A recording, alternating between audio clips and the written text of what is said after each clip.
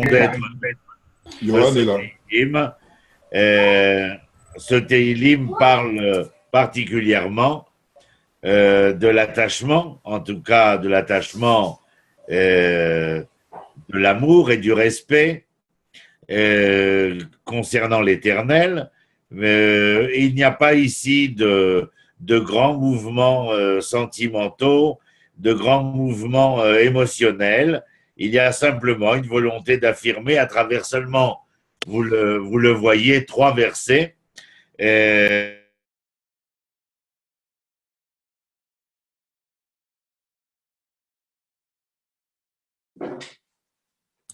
Ouais, Ronnie, tu as coupé ton micro par inadvertance, je crois.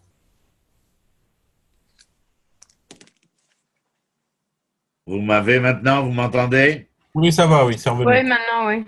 D'accord. Alors, on recommence. Pascal, on recommence? Il y a juste la dernière minute où ça n'a pas marché. Hein. Ronnie, on n'a pas entendu les 2 dernières phrases, c'est tout. On est avec toi. Bon, d'accord, alors on continue. Shira Maalot le David, Yohan il enregistre, et Adonai lo gava libi. Il y a là une interpellation de l'Éternel, miséricordieux, Adonai, omniprésent dans l'histoire, raison de la miséricorde, car le Dieu créateur des lois immuables, je répète de temps en temps pour nous remettre en mémoire, le Dieu créateur des lois immuables, ces lois immuables sont intimement liées à la dimension de la rigueur divine, puisque les choses sont irréversibles. Shira Maalot David, Adonai lo gava libi. Je ne me suis point enorgueilli, pour aucune raison qui soit. Velo ramouenai. Ramouenai, mes yeux se sont élevés, non point. C'est-à-dire que je n'ai point pris cette position infatuée. Voilà, infatué de soi. Velo ramouenai. Velo alarti bigdolot o beniflaot mimeni. Et vous voyez à quel point ici la volonté de signifier une humilité pour marquer d'autant plus, l'attachement à l'Éternel. Et comme si le psalmiste venait nous dire que pour pouvoir s'attacher à Dieu, mais prenons ceci dans la dimension simplement humaine, pour pouvoir créer cette relation d'attachement, il faut bien entendu que tout un chacun soit à même d'être capable d'une humilité probante, foncière, car dans cette humilité, on l'avait vu certainement plusieurs fois, il y a cette image que je donne de faire un pas en arrière. Et dans ce pas en arrière, l'espace laissé vide, eh bien, permet à l'autre, qu'il soit l'homme ou qu'il soit Dieu, eh bien, d'être présent et d'établir un véritable dialogue entre l'autre et moi dans l'altérité, et ou entre l'Éternel et moi, ou entre moi et l'Éternel. Je voulais vous dire que nous avons commencé depuis hier le nouveau mois de Elul, dont nos sages nous ont dit qu'il était l'acrostiche de Aleph, Lamed, Vav, Lamed, c'est-à-dire Ani, Ledodi, Vedodili, je suis à l'être aimé, et l'être aimé est à moi, et vers moi. Je vais vers l'être aimé, et l'être aimé se met en marche vers moi. Vous comprenez, par rapport à ce que nous avons dit précédemment, comment les choses peuvent ici se construire et se conjuguer. Vélo à l'article Bigdolot, Beniflaot, Mimeni, verset 2. Imlo, d'une certaine manière, Imlo Shiviti, il y a une forme d'assurance, pas de vouloir jurer, mais de vouloir promettre d'une certaine manière. Imlo Shiviti Vedomamti Nafshi Kegamul Alai Imo Begamul Alai Nafshi. Alors vous avez votre traduction, bien entendu, je ne sais pas si c'est Pascal ou Johan qui fait avancer le schmilblick de la vision. Aval, ce qui est écrit ici, au contraire, j'ai apaisé, fait taire mon âme, tel un enfant sevré, reposant sur le sein de sa mère, tel un enfant sevré, mon âme est calme en moi. Oui, la chose est bien est très bien décrite. Je vois que ça a disparu, le psaume a disparu. Quelqu'un va nous le remettre Oui, en place. j'ai perdu la connexion. C'est Oui, revenu normalement. ça va revenir.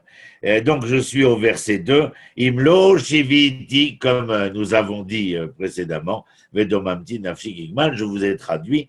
Je vous donne mon explication, bien entendu. Ça n'engage comme d'habitude que moi-même. Voilà, très bien, c'est revenu. Donc, d'une certaine façon, je me suis, dans cet attachement-là, il y a beaucoup plus que ce que l'altérité demande, car l'altérité ne demande pas, bien au contraire, de s'annihiler au profit de l'autre. Il y a là, par contre, dans le psaume 131, pardon, le psalmiste exprime d'une certaine manière Imlo shiviti vedomamti, c'est-à-dire qu'il y a une certaine annihilation de soi, une certaine, pas annihilation de soi, je dirais annihilation de ses aspirations exacerbées, si je pourrais dire ainsi, et afin de dire que cette annihilation de mes aspirations exacerbées, c'est afin de pouvoir, c'est une forme d'humilité aussi, afin de pouvoir entendre et comprendre non seulement les raisons, les tenants, mais aussi les aboutissants de ce qui se passe, de mon existence, comme de l'existence avec un E majuscule et de manière absolue. Encore une fois, non seulement pour que la relation soit, mais pour que l'entendement et la compréhension puissent être, eh bien, voilà qu'il est nécessaire, comme vous l'avez compris, eh bien, de pouvoir faire preuve d'une certaine humilité. Vous voyez, domamti en hébreu, liot dom, Aaron, lorsqu'il apprend le décès de ses enfants, il s'est retrouvé, comment dire, figé sur place. Et puis, il y a bien sûr cette métaphore que nous avons lue, vous avez devant vous, tel un enfant sevré. Alors, qu'est-ce que ça veut dire ici?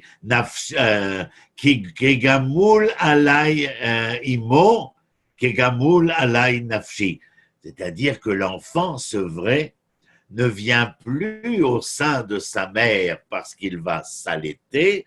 Ce n'est plus le sein maternel nourricier, mais le sein maternel réconfortant, protecteur, etc.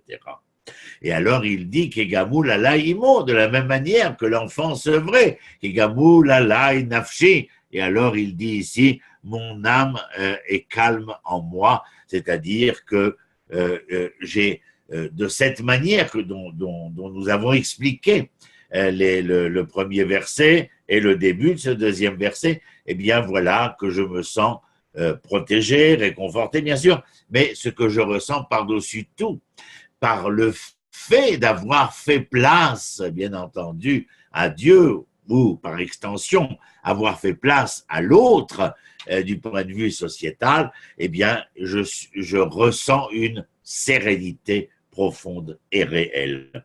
Au verset 3, Yachel Israël, El Adonai Me'ata ve'ad olam. Alors, ils vous traduisent ici que Yachel, bien entendu, c'est l'espoir. Les Yachel, quelque chose, c'est souhaiter, c'est le souhait véritablement qu'Israël souhaite. Et quel est le souhait d'Israël? Eh bien, c'est justement que cette relation que nous venons d'expliquer soit réelle, probante à tout jamais. C'est-à-dire que ce rapport à l'éternel le soit à tout jamais pour l'éternité, tel qu'il est écrit, Me'ata, depuis maintenant, mais vous savez que Me'ata, on l'a vu ensemble, c'est conséquemment de tout ce que j'ai compris, entendu, etc. Mais ata, depuis maintenant où j'ai compris tout cela, ve'ad olam à jamais, bien entendu, puisque les choses sont clarifiées, bien entendu, que je n'ai pas besoin de remettre en question la dimension relationnelle que j'ai avec l'Éternel, et comme je l'ai dit, et je le répète encore une fois, par extension, au niveau sociétal également. Point barre, il est tout petit celui-là. Le psaume 132. Alors le psaume 132, c'est un psaume qui concerne...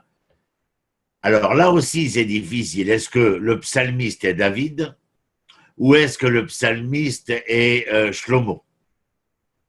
La question se pose, mais nous allons le voir ensemble. Pourquoi? Bien, tout simplement parce que ce cantique, ce psaume ici, mais on peut l'appeler cantique également, vient nous rappeler les différentes pérégrinations de l'Arche Sainte, de l'Arche d'Alliance, jusqu'au moment où l'Arche sera ramenée dans la cité de David pour ensuite pouvoir être installée au sein du temple qui sera construit, non pas par David, puisque Nathan, porte-parole, prophète d'Israël, était venu auprès de David lui faire savoir, puisqu'il était un homme de guerre et qu'il avait versé le sang, eh bien, ce n'était pas à lui de réaliser cette bâtisse que l'on appellera le temple de Jérusalem, résidence de la présence divine sur terre, à Jérusalem, dans le Saint des Saints de ce temple, mais ce sera à son fils Shlomo, avec un nom prémonitoire, bien entendu, puisque dans Shlomo, on entend Shalem, la plénitude, Shalom, la paix, et lui sera cet homme que nous avons décrit d'ailleurs souvent et que l'on retrouve dans le texte biblique au niveau de son engagement vis-à-vis du peuple d'Israël, de la société israélienne d'antan, dans ses jugements, dans sa probité, son équité, etc., tout du moins pour les 20 premières années de son règne. Alors, si vous me permettez, nous allons rentrer dans le vif du sujet qui commence, encore une fois, vous vous rappelez, nous avons 15 Shir Hamalot et nous voilà au cantique 132. Shir Hamalot. Zechor Adonai, les David et Kol Unoto. Je ne regarde pas votre traduction, mais vous pouvez regarder. Zachor, ça veut dire souviens-toi.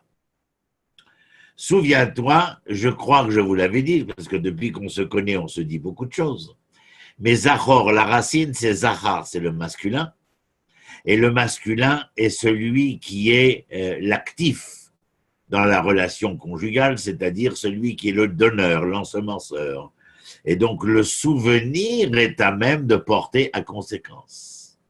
Il y aura souvent dans le texte biblique, Zachor al tishkar. Souviens-toi, n'oublie pas. Alors on a l'impression d'un pléonasme. Non, parce que n'oublie pas, souviens-toi, et comme je viens de le dire, il faut que cela porte à conséquence. C'est une semence à même de pouvoir donner des fruits.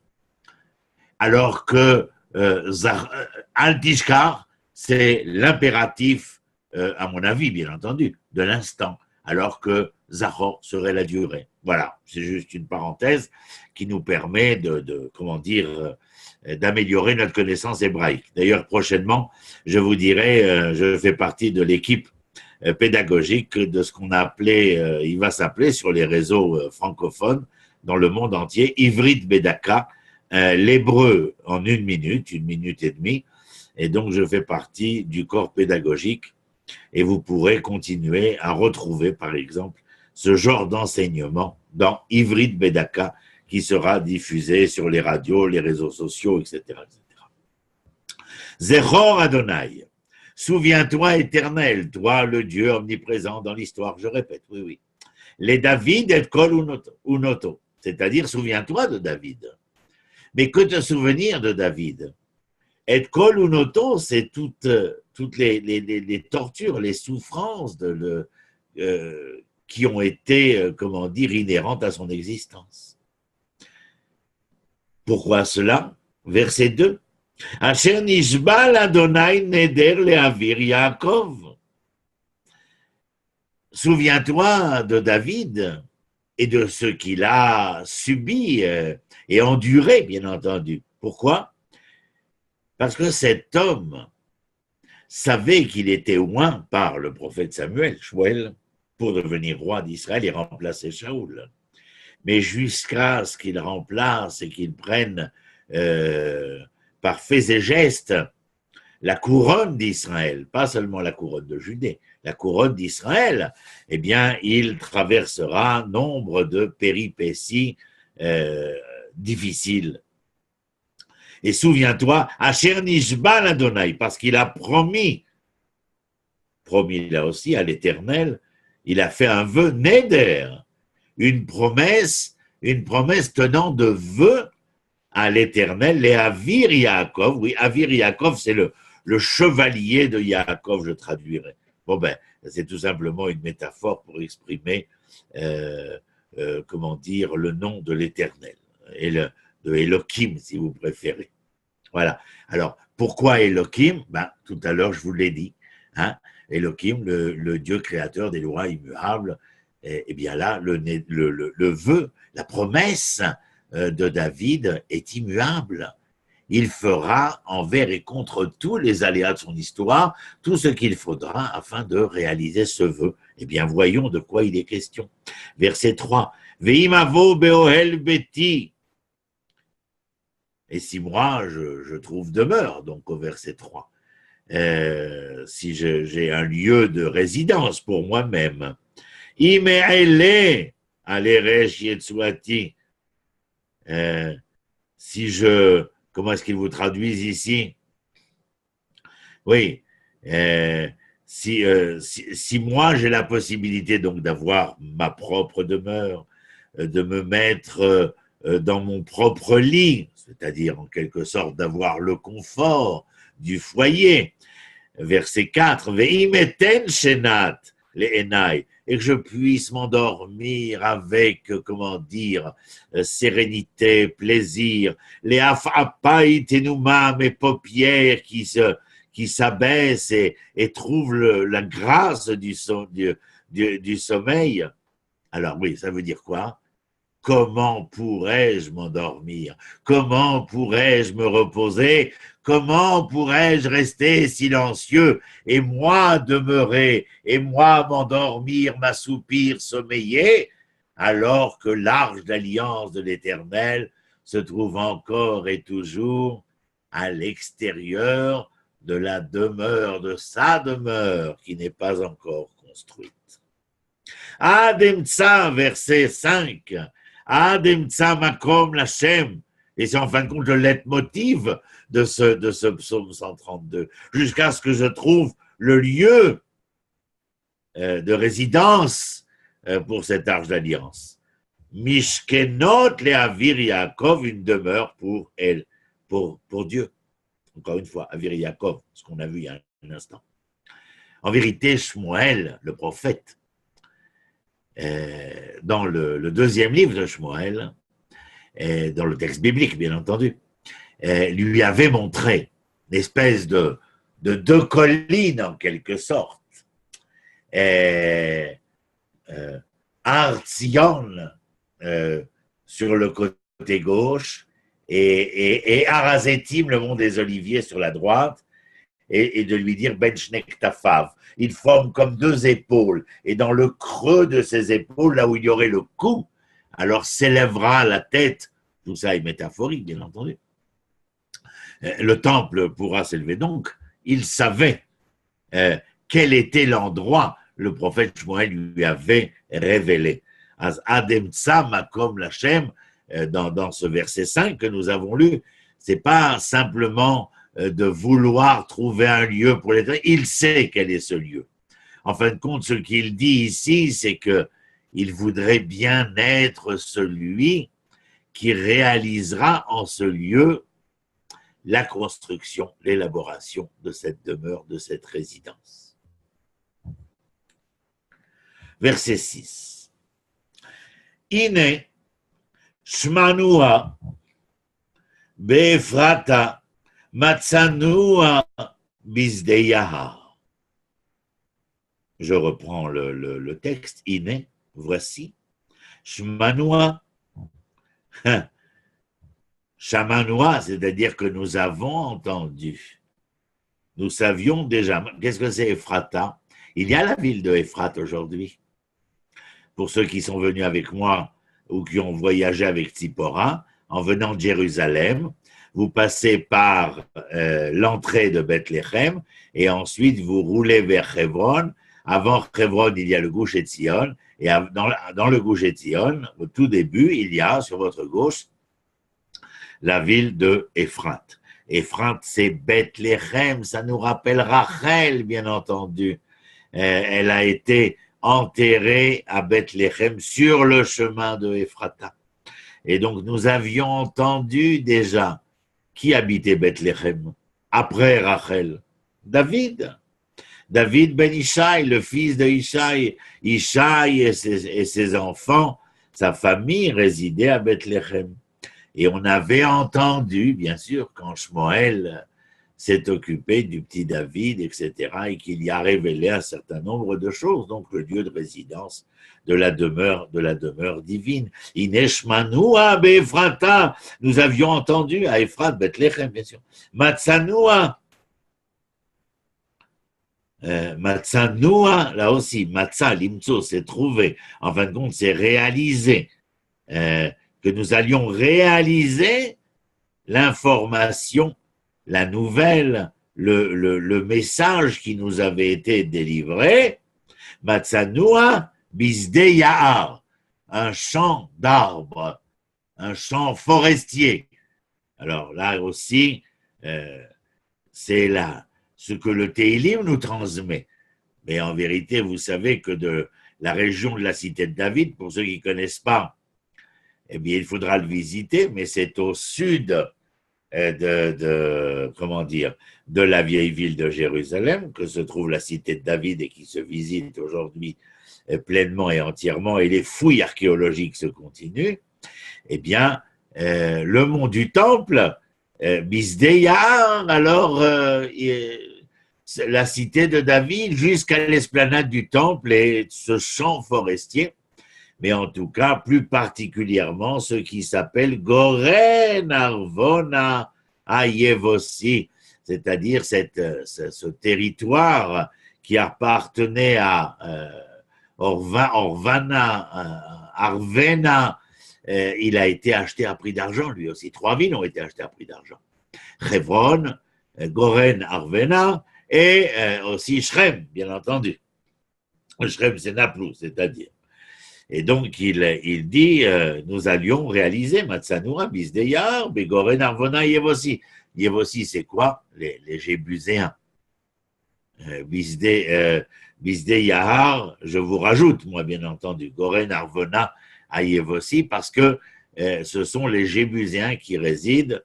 Si nous étudierons un jour Shmuel, je vous raconterai la suite de cette histoire. Et donc le psalmiste dit ici avec enthousiasme et avec désir, avec une avidité spirituelle, au verset 7, je crois qu'on est au verset 7, c'est ça, Navoa le mishkenotav, nishtachave le adom raglav. Navoa, nous viendrons. Navoa le mishkenotav, nous viendrons à la demeure de l'Éternel, c'est-à-dire que là est exprimé véritablement le fait que l'édifice a été réalisé. Nous viendrons vers la demeure de l'Éternel. Nishtachave, c'est se prosterner. Les Adom Raglav, nous viendrons nous prosterner à ses pieds, bien entendu, c'est ce que nous pouvons dire.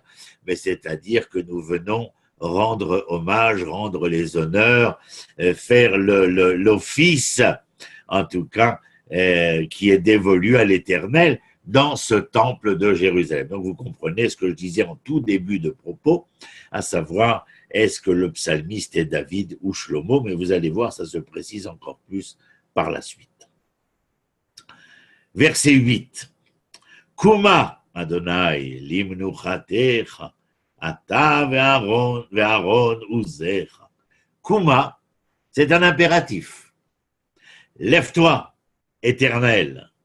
Limnuchatecha, pas pour aller te reposer, comme dirait le mot menucha dans l'hébreu moderne, simplement.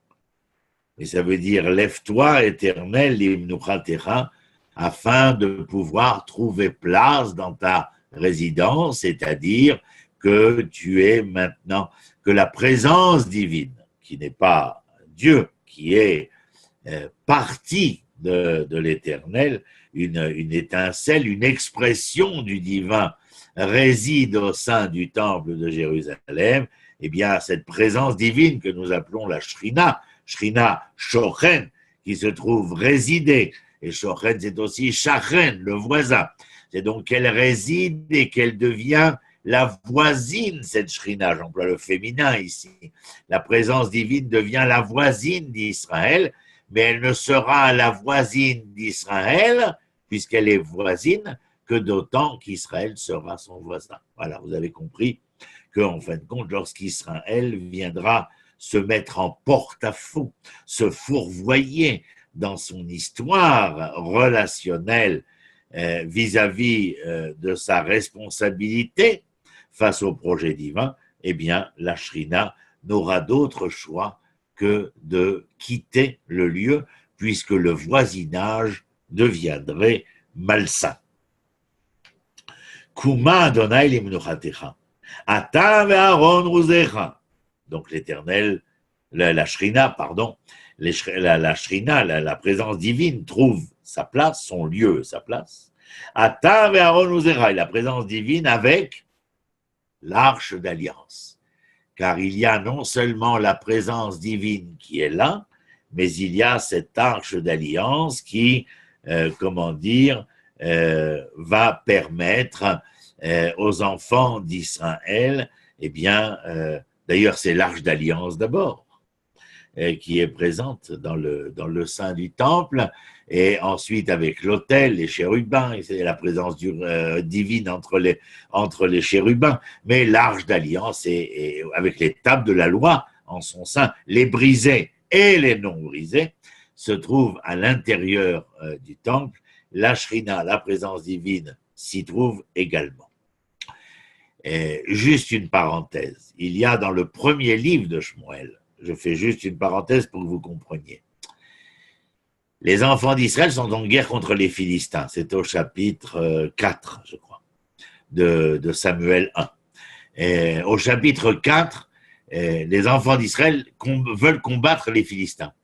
Ils perdent la première bataille, ils échouent, ils perdent des milliers d'hommes. Et ils retournent à Shilo, en Samarie, pour demander à Élie, le grand prêtre, et à ses enfants de prendre l'arche d'alliance pour l'emmener sur le lieu. Il y a un bruit important. C'est Monique qui est arrivée, il faudrait qu'elle coupe son micro. Monique, on coupe le micro, merci. Et il est clair que lorsqu'il demande de prendre l'arche d'alliance pour le mener sur le champ de bataille, pensant que la présence de l'arche d'alliance, eh bien, serait à même de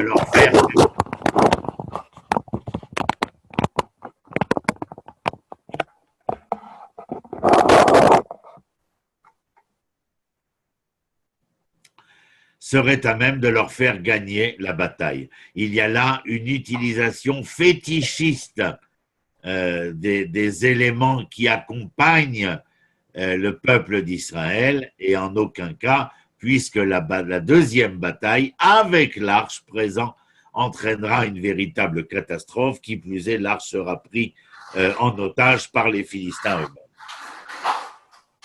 Donc il y a là, si quelqu'un peut couper Monique Todaraba, il est clair qu'il y a là d'abord le fait que l'arche d'alliance trouve enfin sa place, et que la présence divine réside au sein de ce temple construit, qui sera construit ou qui est construit par Shlomo, par le roi Salomon. Verset tête.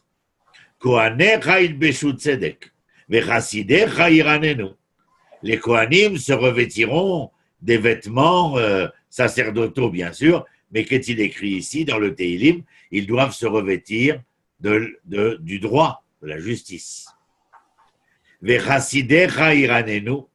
Et comment dire, ceux qui, on peut parler des Lévis, bien entendu, parce qu'on comprendrait que les Lévis accompagnent, musicalement accompagnent le service des Kohanim, mais ici il y a Kohanecha, ceux qui sont les fonctionnaires de l'Éternel se revêtent de justice et de droit, et ceux qui sont ces amants, les amoureux de l'Éternel, eh bien eux seront enchantés et enchanteront l'environnement, bien entendu.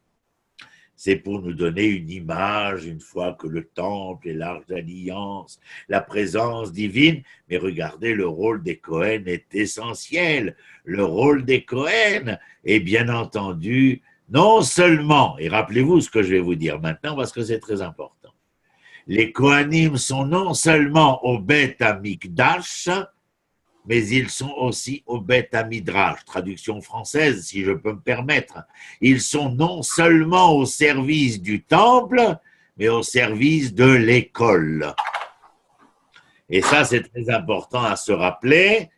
À l'époque du retour de Perse, avec Ezra et Néhémia, l'époque de la reconstruction du second temple, les Kohanim ne rempliront pas leur rôle éducatif. Verset Yud, verset 10. Je ne sais pas comment faire avec la madame, là, mais c'est très gênant. Il n'y a que Johan qui peut occuper son micro.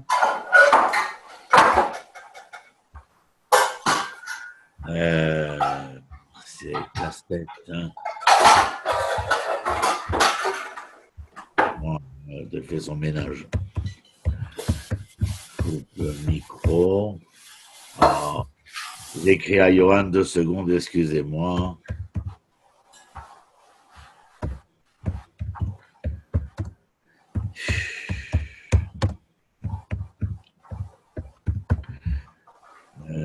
Voilà, en espérant qu'il entende quelque chose. Tov, je continue, je suis au verset Yud, c'est-à-dire 10, n'est-ce pas? Je ne me suis pas trompé. Be'avur David Avdecha, al teshev pene meshichecha. Be'avur David Avdecha, c'est-à-dire concernant David ton serviteur, al teshev pene meshichecha. Et là, c'est ce pourquoi je vous disais qu'il y a des chances que ce soit Shlomo qui écrive cela, car il est dit ici, ne déçois pas celui qui a été oint par toi, celui que tu as oint, c'est-à-dire Mashiach. En fin de compte, Mashiach, ça veut dire oint en hébreu, celui qui a été oint grâce à l'huile d'onction, en quelque sorte, et en fin de compte, ne déçois pas celui qui a été oint, et en quelque sorte de vouloir nous faire entendre, moi qui suis le continuateur, le constructeur, l'élaborateur de ce temple, de cette résidence pour l'Éternel. Verset 11. Grâce, en fin de compte, d'une certaine manière, à la promesse dont nous avons parlé, au vœu dont nous avons parlé à propos de la promesse du vœu de David et de ses efforts. Alors, nous lisons le verset 11. Nishba Adonai le David, l'Éternel a promis à David. Emet lo yashuv mimena C'est-à-dire que sa promesse est une vérité qui ne sera jamais remise en cause. Quelle était la promesse? Lo tasur shevet mi Yehuda ou mechokek mi ben raglav. Ce qui est écrit dans la bracha qui est donnée à Yehuda par Yaakov, son père, c'est-à-dire que la royauté ne quittera pas la lignée de Yehuda, la tribu de Yehuda, et donc ici particulièrement la lignée de David.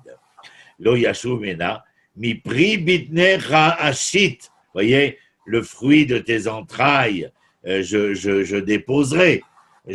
Au fruit de tes entrailles, je déposerai la royauté, les kissé, les l'ach, c'est-à-dire je les couronnerai.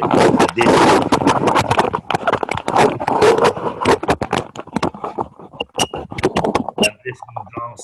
Monique, oh là là. Monique, faut couper le micro, Toda. J'ai rien fait, hein. Ah ben, vous faites beaucoup de bruit. Il faut couper le micro, Monique.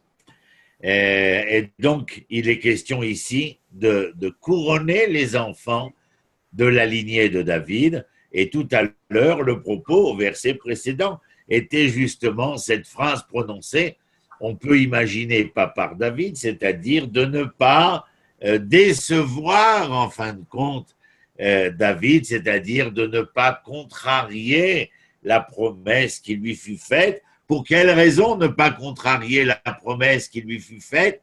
Eh bien, tout simplement parce que David traversera nombre de turpitudes, de vicissitudes, afin de réaliser la promesse qui s'était faite d'offrir une résidence à l'Éternel. Verset 12. Im ishmeru banecha briti ve'et edotai zo elamdem gam benehem adehad ishvu lekisela. Et le verset 12 est ici absolument essentiel, bien entendu. Pour quelle raison? Im ishmeru banecha. C'est-à-dire si ta descendance, à toi David, à toi Shlomo, et nous savons ô combien la descendance davidique sera compliquée en dehors et d'abord et avant tout avec ce que nous avions vu une fois, à savoir que le propre fils héritier de Shlomo, Rechavam, eh bien, provoquera par son intransigeance concernant les allègements socio-économiques, eh bien, provoquera le schisme du royaume d'Israël en deux royaumes, celui de Judée, celui d'Israël. Donc, il y a là une mise en garde. Et vous savez pourquoi c'est important cela? Parce que nous sommes en train de lire en ce moment, tous les Shabbats, le livre de Dvarim. Je crois que c'est Deutéronome qu'on dit. Et dans ce livre de Dvarim, bien entendu, il est très peu question de la royauté. C'est comme si on avait réduit, à sa portion congrue la notion de royauté, alors qu'elle est exprimée par ailleurs de manière très claire. Et dans le livre de Shmuel, c'est d'ailleurs ce que je vais enseigner ce Shabbat, il est question de cette royauté demandée, exigée par les enfants d'Israël, et ô combien, dans le texte oranique, mais dans le texte prophétique également, on vient remettre en cause le pouvoir entre les mains d'un seul homme. Et c'est la raison pour laquelle, je pense, dans ce psaume ici, nous pouvons lire « Si tes fils gardent mon pacte, les lois que j'aurai, etc., etc. » Quelle est la loi pour le roi? Quelles sont les 3 premières lois dont le roi est l'obligé? Ne pas avoir trop de femmes, pas trop d'argent et pas trop de chevaux. C'est-à-dire, véritablement, le texte de manière pudique nous fait entendre la mise en garde qu'il y a à la vie sexuelle de la royauté, la vie face au pouvoir, à la force, à la mainmise, et la vie royale par rapport au faste. Et la loi intime de manière qui ne s'entend pas de deux façons, la mise en garde d'abord et avant tout pour le roi.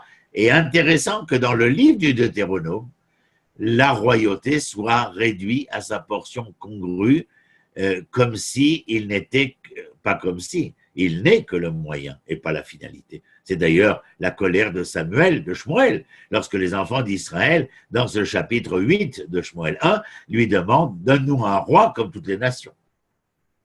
La peur de Shmuel, c'est qu'ils fassent du roi ce qu'ils ont fait de l'Arche d'Alliance, c'est-à-dire une finalité, alors que l'Arche n'est qu'un moyen, le roi n'est qu'un moyen, la loi n'est qu'un moyen.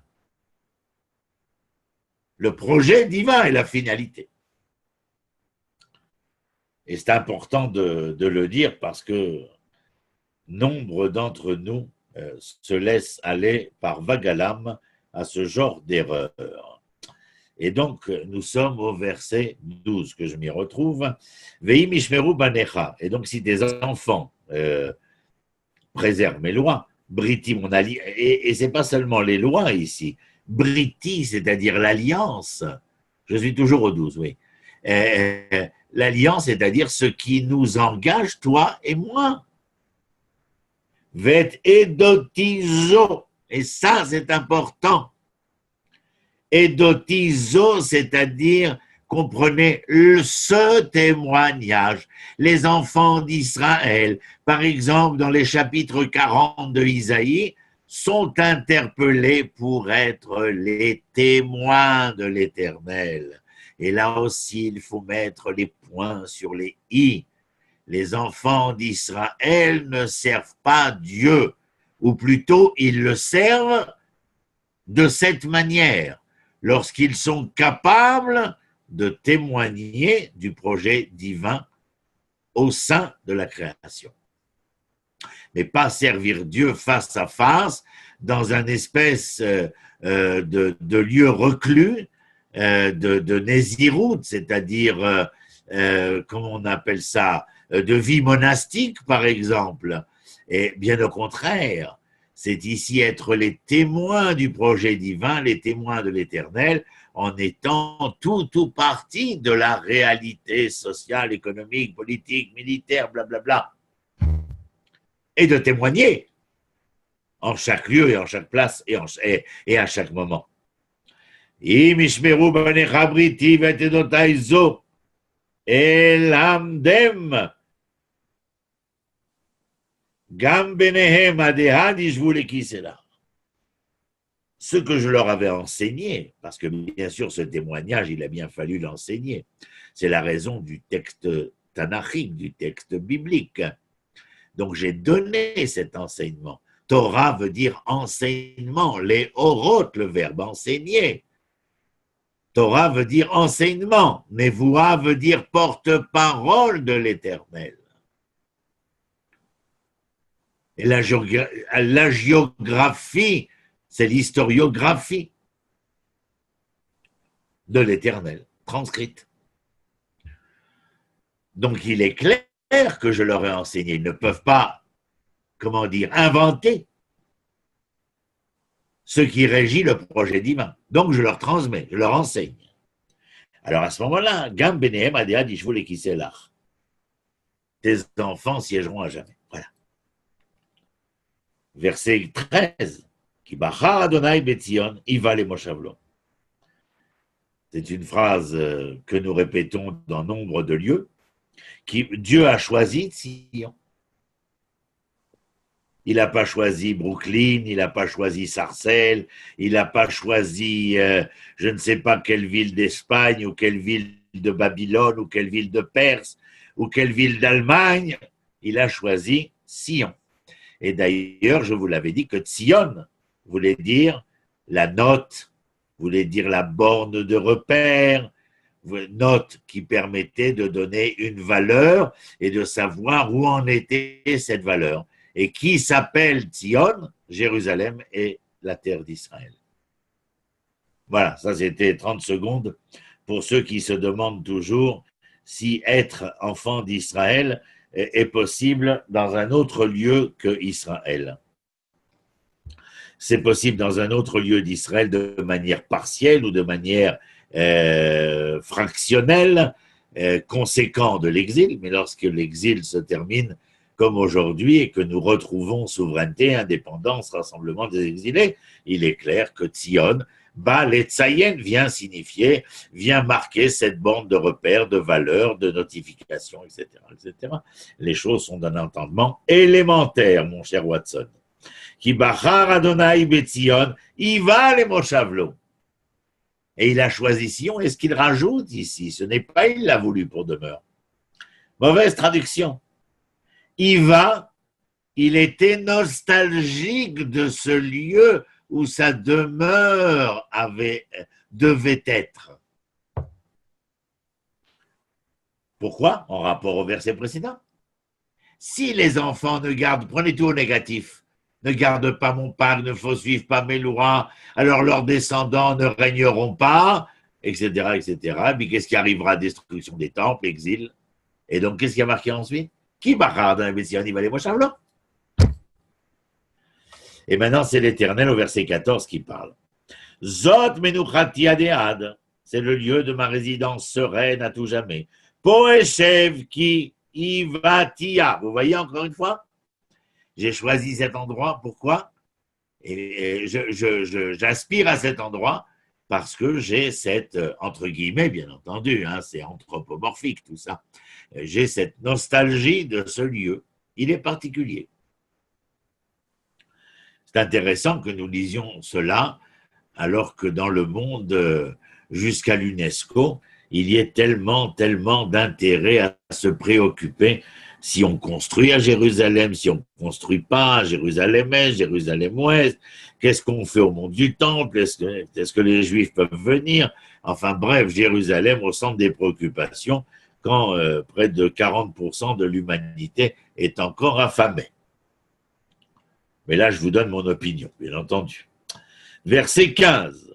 Aussi, Tzeda, Barer, Havarer, Evionea, Asbia, Leachem. C'est toujours l'Éternel qui parle. Lorsque je retrouve ma résidence, c'est donc, bien entendu, les hommes s'y sont précipités précédemment. Ils suivent mes lois, ils suivent mes commandements, ils se sont rassemblés, ils travaillent ma terre, la terre donne son fruit, etc., etc. Alors, que se passe-t-il? Tseda barer avarer. Bien oui, je les nourrirai, je les rassasierai, et l'indigent, Evionéa, les indigents de cette terre, eh bien, je les rassasierai. Verset 16. Et ceux qui auront la fonction de servir l'Éternel, Kohanim, eh bien, seront les représentants dignes, honnêtes, respectueux, honorables, bien entendu, de tout cela. Et alors, lorsque tout le monde est rassasié, lorsque tout le monde est à satiété, lorsque tout le monde est à sa place, lorsque tout le monde vit l'instant pleinement, alors tout le monde a envie de chanter. D'ailleurs, on le voit bien dans l'histoire de nos hommes jusqu'à aujourd'hui, lorsqu'on se retrouve au moment d'un événement grandiose, les gens ont besoin de chanter, d'applaudir, etc., afin de marquer un certain rythme, parce qu'ils sont bien heureux, nos bons hommes. Verset 17. Sham atzmiyar, keren le David. Et donc, à partir de la terre d'Israël, de Jérusalem, je ferai naître, bien entendu, keren, le rayon, le rayonnement. Oui, le rayonnement. À partir de la royauté de David, je ferai rayonner cette royauté-là, cette royauté de David qui n'est que le moyen de cet Israël à même de servir de témoin au projet divin. Arartiner limshichi. Et j'ai donc, en quelque sorte, on pourrait dire de manière intéressante, j'ai allumé une flamme pour mon oin, c'est-à-dire pour mon messie, cette flamme, ce flambeau qui va venir être porté, éclairé, etc. Et jusqu'à aujourd'hui, vous le voyez au moment des événements tragiques que nous vivons en Israël, mais que vivent les Européens également.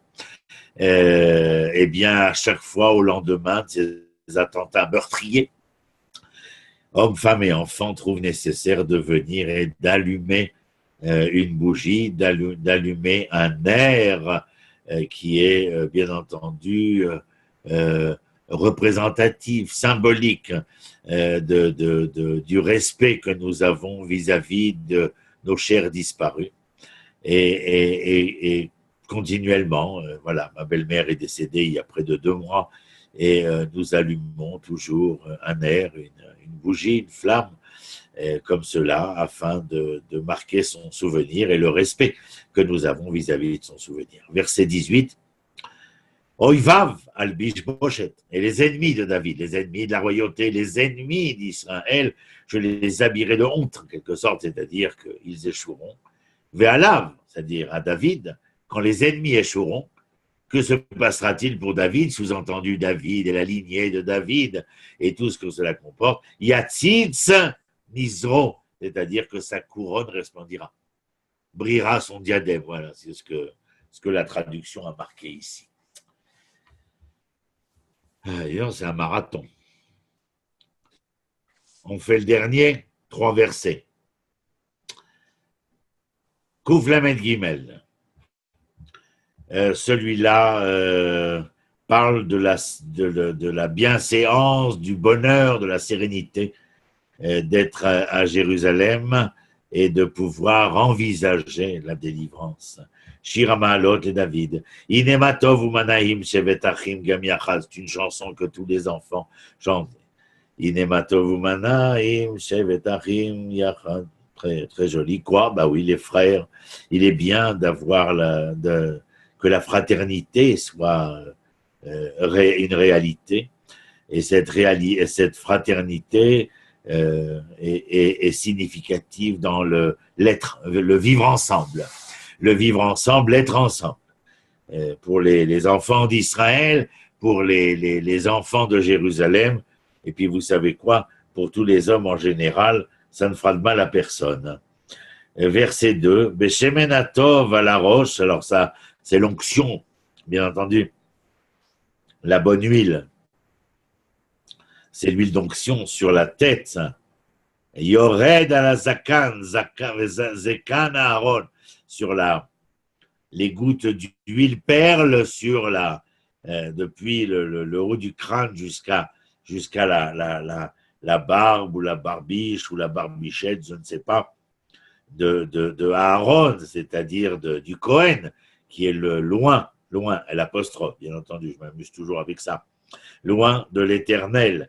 J'iored alpi midotav, et ces gouttes perles, non seulement le long de son visage, ça me rappelle, je voudrais être, je ne me rappelle plus de qui c'est, je voudrais être une larme pour naître dans tes yeux, couler sur tes joues. On disait mourir sur tes lèvres, mais ça c'était pour les romantiques. Et là, elle continue sur la barbe et ensuite elle s'écoule. Alpi midotav, j'iored alpi midotav, au verset 2 toujours. Alors midotav, c'est qu'elle s'écoule sur ses vêtements.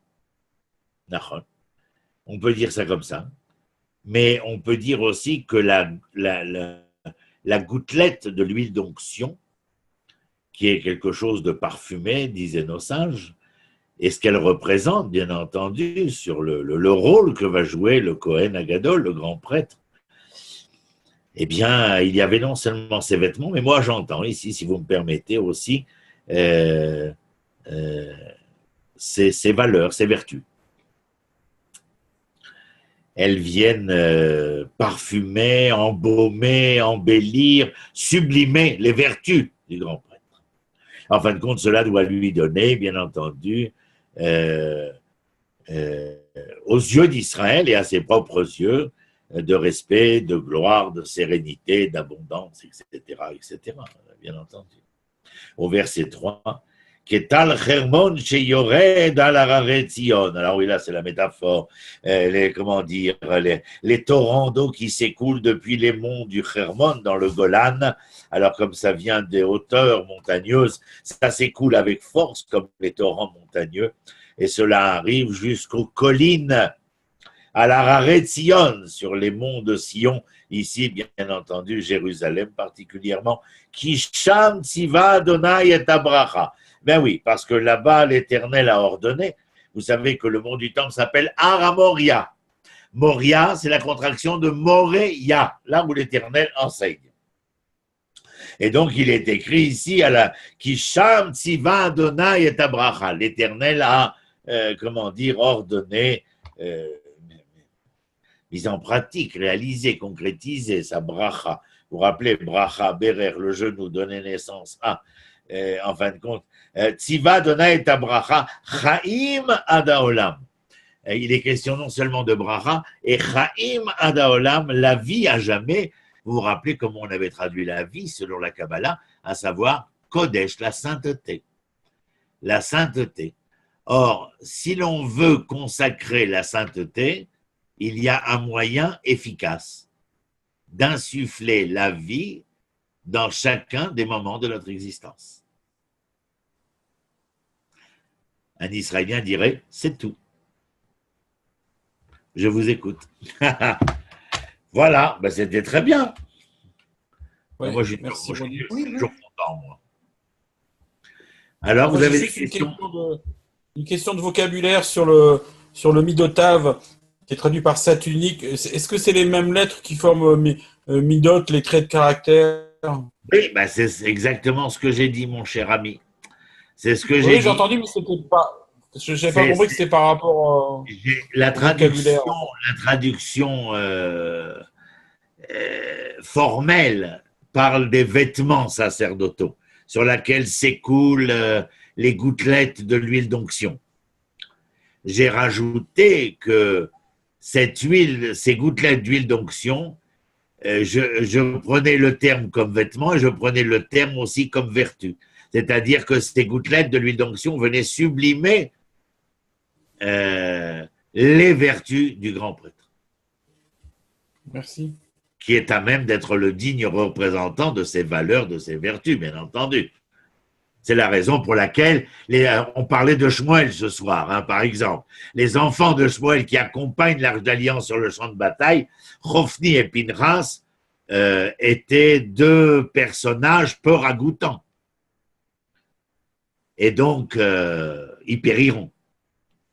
Au moment dans cette fameuse bataille. Mais ils périront parce que dès le départ, le texte nous avait prévenu que le père était un personnage âgé, grand prêtre, prophète, juge, mais alors les enfants peu ragoûtants en tant que Kohanim, en tant que fonctionnaires de l'Éternel, ayant perdu tout sens de la vertu et des valeurs, eh bien voilà qu'il ne restait rien d'eux, quoi, voilà. Ken, autre question? Christian, une question? Christian, non?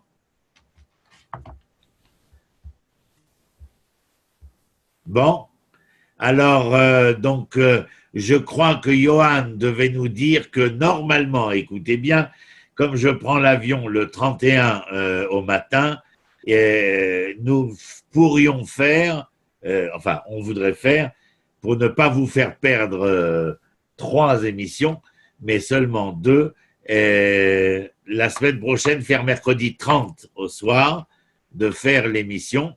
Et à ce moment-là, il ne resterait que celle du 7 et du 14 que l'on ne pourrait pas faire, mais à la limite, peut-être que le dimanche ou le lundi après le 14, on pourrait la récupérer. Voilà, en sachant que le jeudi d'après, il n'y aurait pas cours non plus, donc certainement qu'on le fera avant, étant donné que c'est la fête du Nouvel An en Israël, le Rosh Hashanah, et donc là aussi. Alors, il est très possible que quand je revienne, le vendredi 15, soit le dimanche, soit le lundi, le mardi, nous ferons une nouvelle émission. En tout cas, pour la semaine prochaine, mercredi soir, normalement le 30, on devrait se retrouver ensemble. Ça serait tellement bien qu'on soit avec vous à Venise. Ben oui, mais on fait ce qu'on peut. Hein. Voilà. Donc, on se dit pas au revoir encore, on se dit simplement À bientôt. à mercredi, si Dieu veut. Passez une bonne fin de semaine, un bon Shabbat. Pareillement. Merci Et beaucoup. toujours un plaisir Shabbat partagé shalom, merci Ronnie. Shabbat shalom. de vous enseigner. Merci beaucoup. Merci à vous tous. Au revoir. Au revoir. Au revoir.